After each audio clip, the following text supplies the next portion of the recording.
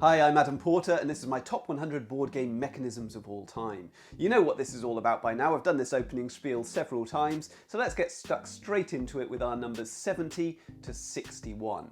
Number 70 is single-use powers, one-time abilities. You see these in the game Brew, which is an area control game where you're placing dice out to claim territories and things like this, but you're also brewing potions, hence the name of the game. And these potions are single use. You use them one time, it gives you a special ability, and then you discard the potion. Now, this is what we did in Compromat as well, the game that I designed with my co-designer Rob Fisher. And in this game, initially, we had a bunch of different types of powers. Some of them were powers that remained in play, so you always had, once you'd played a card, it remained in effect throughout the game, so you had to remember that it was there. And then there were other cards that would get, mixed into your deck, and it just added a degree of complication that didn't quite fit the light feel of the game. It's a blackjack type game, quite simple. And I felt like we needed something streamlined, a streamlined system, so every card should work in exactly the same way. And the simplest way of doing that is saying that you play the card once, you get the benefit, and then you discard the card. The real benefit of it is I don't have to keep track of loads of information. I don't have to remember loads of different things that I can do on my turn. I've just got those cards in front of me, I use it, I discard it, later on it's going to be worth a point, but I can forget about it now and focus on what I'm doing. So that's single-use powers. I think that can be a really effective system in a streamlined game. Number 69 is capture. So this, I suppose, is classically what you'd think of in chess, isn't it? Your aim of chess is to capture the king. But you're capturing lots of different pieces throughout the game. It's also the goal in a game of Hive. Okay, so the goal of the game of Hive is to surround the queen, capture the queen bee. Yeah, but it also might be in a game like Mr. Jack, where we've got to capture the murderer that's on the run, yeah? And we don't know quite which playing piece he is, so we've got to work that out through a series of deductive, logical reasoning and things like that. But once we've located the criminal, then we've got to get onto that space and capture him before he escapes off the board. So I really like that mechanism. I find it stressful. I find it intellectually challenging, working out the sequence of moves. If I do this, they're going to do that, but could they escape through here? Well, not if I cut them off here. So you're reasoning several turns ahead in order to try and work out how you're going to achieve this. I find it a really satisfying mechanism, and it's a nice way to end a game. It's a good climax. I've caught your king, I've caught your queen. Number 68 is trading. And of course, this is the core of the really popular game that started a lot of this stuff off. A lot of these Euro games came out after the success of Catan.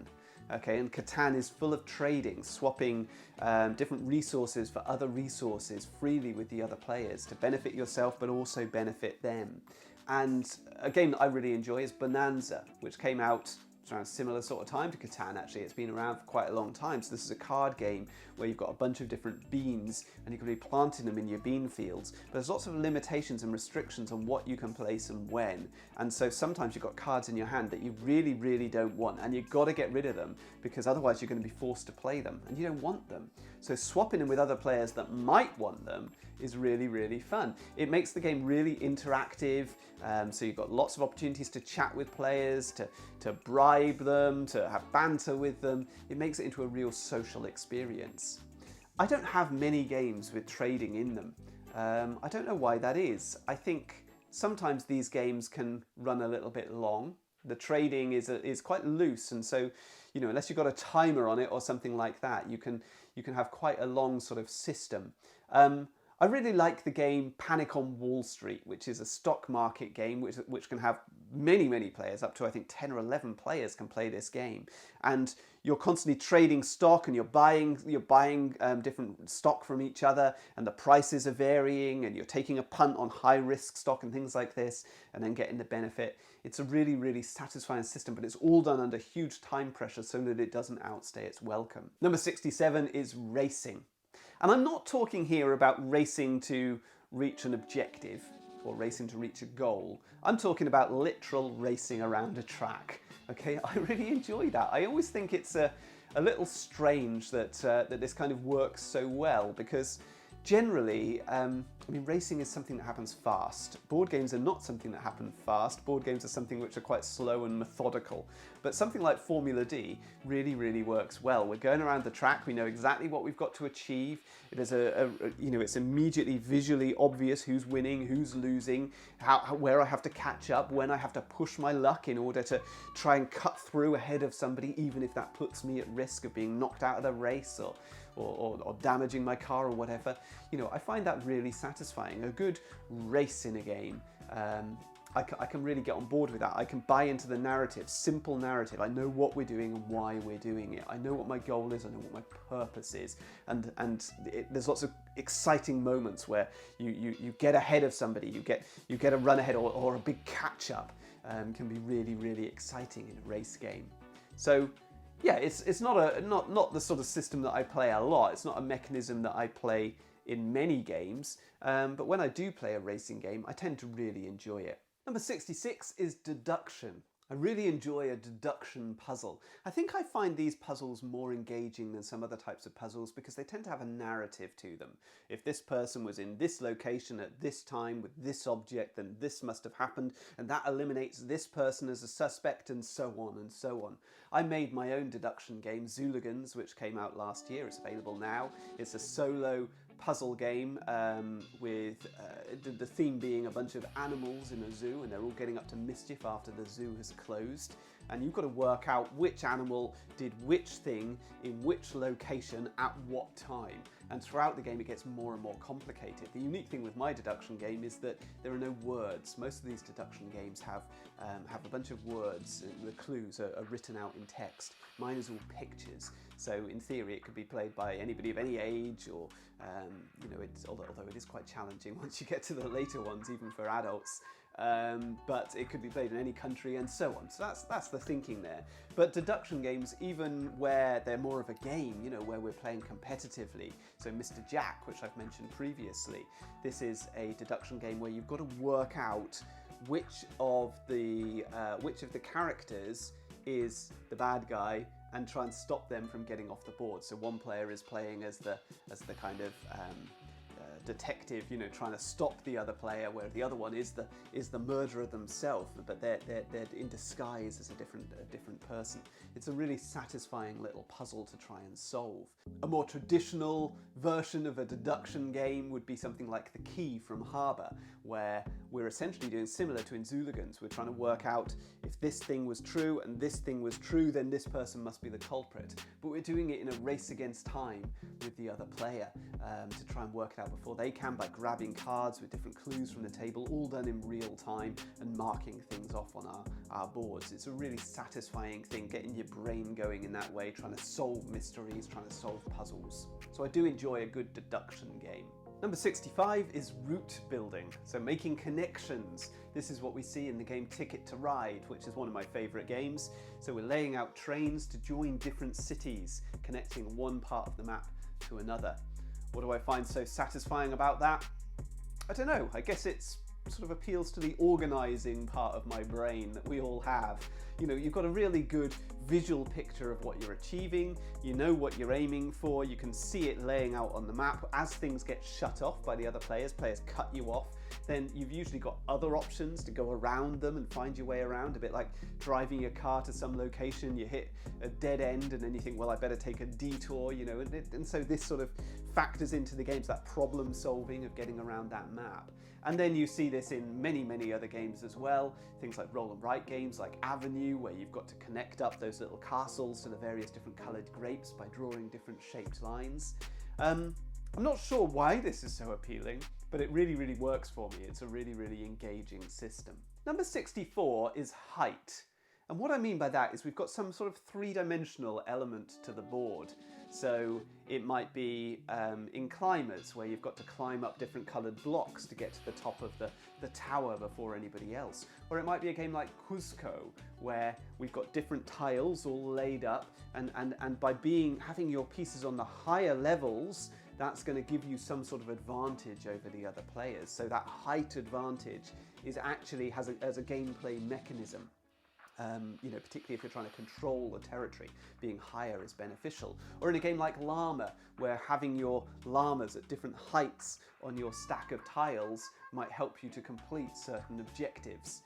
So I really like the incorporation of that third dimension in these sort of strategic games. Number 63 is legacy and campaign games. And this is another one of those love it or hate it, love-hate relationships that I have with this particular mechanism.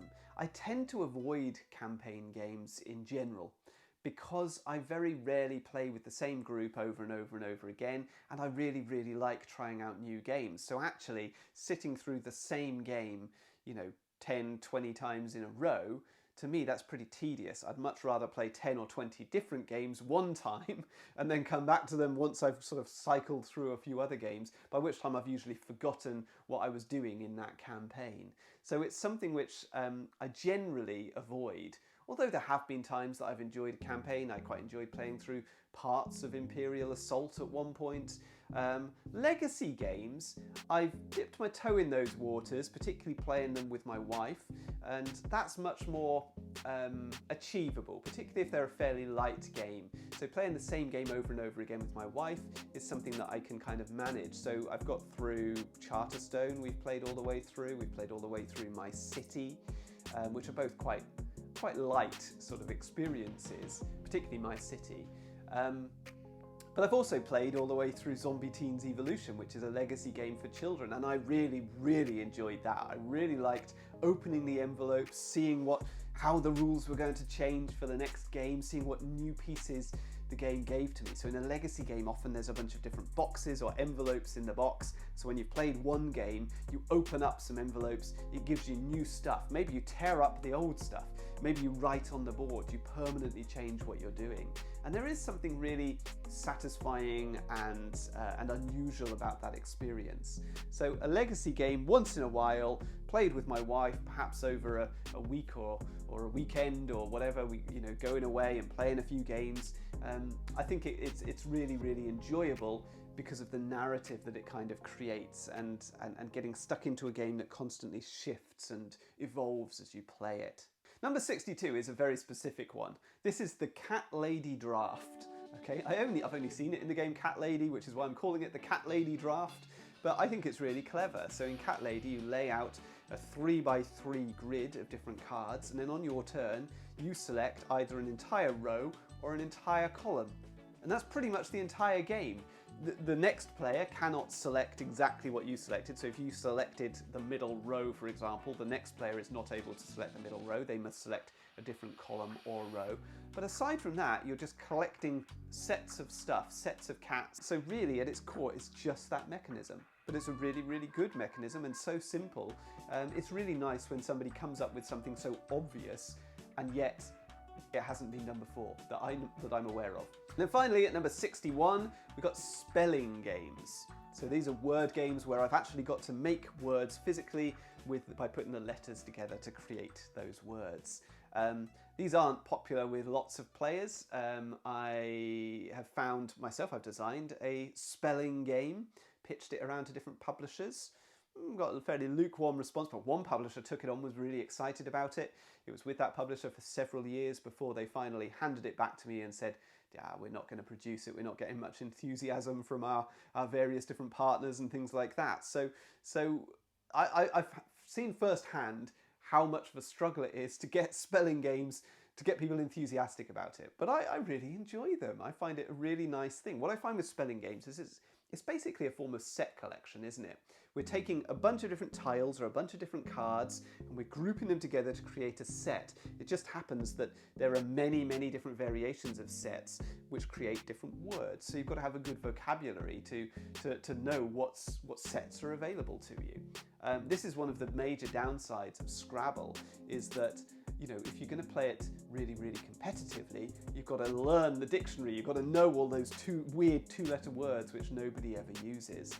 So I do like it when a spelling game doesn't take itself too seriously, plays fairly light. Something like Bananagrams is really good. I like clever twists on it, like in Letter Tycoon, where you can take sort of ownership of certain letters, and if other people use those letters, then they're going to have to pay you and things like that. There's other similar things like word domination, which uses an majority area control type system with spelling, and then games like Hardback, which incorporate, as I say, set collection, but here with deck building. So we're laying out cards on our turn, building up our deck, buying new letters to put into our deck to make it better, creating better and better words as you go on in order to score points. I think there's loads of scope for loads of design choices that you can make when you're making a spelling game. The problem is the market, it's a bit odd. Who plays these games? It's not hardcore gamers, it's more mass market, but the mass market wants really simple stuff, and it's already pretty much tied up and monopolized by Scrabble. So it's a tough one, spelling games, but I enjoy them, always happy to play a new spelling game. So as always, this leaves me with telling you one mechanism that I don't enjoy. So this is, we've already done numbers 10, 9 and 8 on my list of 10 mechanisms that I don't enjoy. So this is number 7, and it is programming. I'm not a big fan of programming games. I'm racking my brains here thinking, is there a programming game that I really enjoy? The only one I can think of is Dominant Species. Would I really call that a programming game? I don't know, I suppose it sort of is. You select your different actions. It's a worker placement game where you select your different actions, and then all of the actions are resolved once everybody's finished selecting all the different actions, so people can get in your way and obstruct what you're doing and so on. But when I'm thinking of programming games, I'm thinking of things like River Dragons and Lords of Zidit and Robo Rally, where you set out your plans and then everybody else ruins it. I just find that frustrating. I don't find that fun. I really don't. I find it like I've made a plan and now I get nothing. All the things, my carefully thought out stuff, I've really thought about what I want to do, what I want to gain, all ruined by the other players, and somebody else gets loads of stuff. They've managed to pull off their plan. It just doesn't feel very fair, and I don't find it very satisfying. So yeah, programming games, not really for me, although I know a lot of other players really like them, so what do I know? Anyway, I hope you enjoyed this video. We'll be coming back in the next couple of days to do the next 10 mechanisms on my top 100. If you did enjoy the video, please watch some of my others. My channel is absolutely full of videos about board game design, the industry, board game reviews, with a real slant on looking at them from a good designer's perspective. So hopefully you'll find something unique and interesting. So go back through, have a look at them, subscribe to the channel so you can keep up to date with new videos throughout the year. And please comment, let me know what you enjoyed, what you didn't enjoy, what you like about the mechanisms that I've talked about today, and I'll see you next time. All the best.